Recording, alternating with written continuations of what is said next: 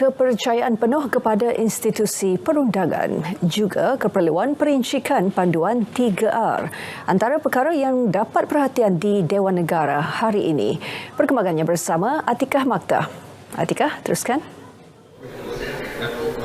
Baik, Hazel, keputusan melepas tanpa membebaskan DNA Datuk Seri Dr. Ahmad Zahid Hamidi tidak harus dijadikan perbahasan berterusan dalam sesi perbahasan di Parlimen.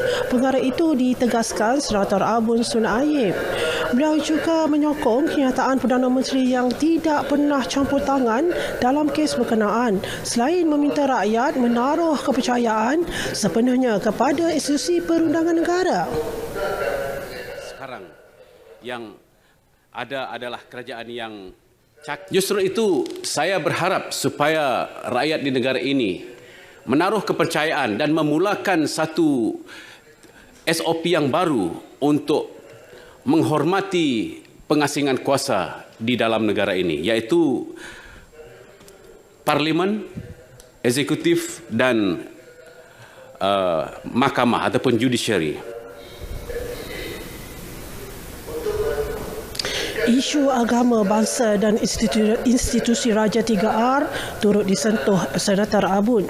Beliau menggesa pihak tertentu tidak mengambil kesempatan menggunakan 3R dalam menghasut rakyat bagi mendapatkan sokongan politik. Penggunaan 3R ini sepatutnya dibuang jauh-jauh. Malah wajar dilupakan oleh semua kita kerana kita sebagai rakyat Malaysia berbilang bangsa dan agama perlu bergerak ke depan dengan isu-isu yang membina dan menyatukan kita.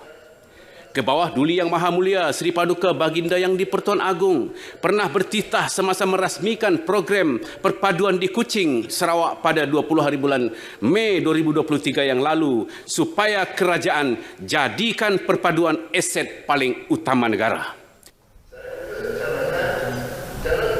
Isu sama turut dibangkitkan Senator Datuk Razali Idris. Kerajaan katanya perlu memperincikan panduan 3R yang jelas memandangkan ia kabur hingga disalah taksir oleh sesetengah pihak. Tindakan sama juga perlu dilakukan kementerian berkaitan.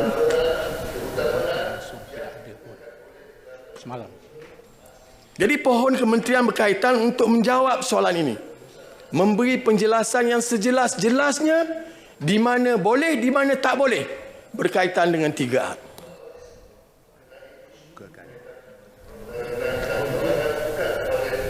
Ketika ini 3 akta digariskan dalam menangani isu tersebut, antaranya Akta Hasutan 1948 serta Akta Komunikasi dan Multimedia 1998.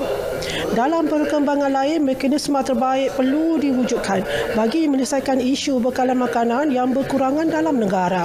Ini termasuk mencadangkan Kementerian Pertanian dan Keterjaminan Makanan mempergiatkan lagi kolaborasi dengan pelbagai agensi berkaitan agar bekalan makanan tidak berada di tahap yang membimbangkan.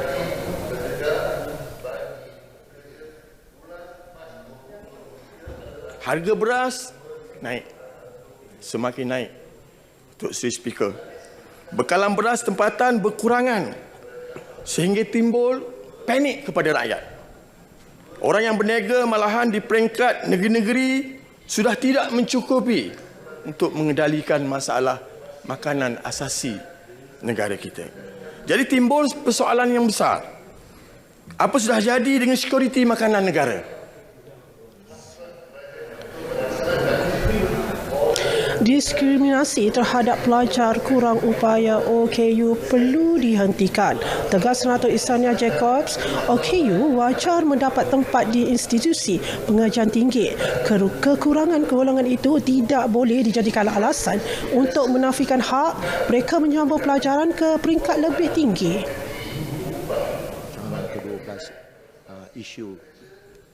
Ini berlaku di dalam universiti-universiti kerajaan. Saya amat sedih sekali. Ada seorang pelajar, baru-baru ini saya melawat ke Kuantan. Beliau mendapat tawaran di UIA. Apabila beliau pergi ke Temuduga, perkataan-perkataan yang digunakan dalam temu janji itu amat menyedihkan. Tuan Yang di-Pertua, saya hormati. Kami tidak minta ibu ataupun ibu bapa kami tidak meminta kami dilayakan seperti ini. Pihaknya juga menyelar beberapa institusi pendidikan rendah dan tinggi yang gagal menyediakan kemudahan mesra OKU seperti tandas. Kemudahan sedemikian termaktub dalam Akta OKU 2008. Sementara itu, Jabatan Hal Ehwal OKU perlu segera diwujudkan dan diletakkan di bawah seliaan Jabatan Perdana Menteri bagi memastikan keadilan terhadap golongan istimewa ini terus terpelihara. Salam Malaysia Madani pada semua untuk memastikan keadilan hak asasi mereka dijaga.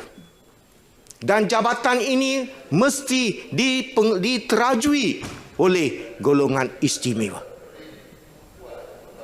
Bukan orang biasa. Sebab ini adalah hak kami. Bagilah kami menguruskan untuk jabatan ini. Saya kira itu sahaja perkongsian dari Parlimen. Kita kembali kepada Hazel. Silakan Hazel. Atika Makta, terima kasih untuk perkongsian dari Parlimen.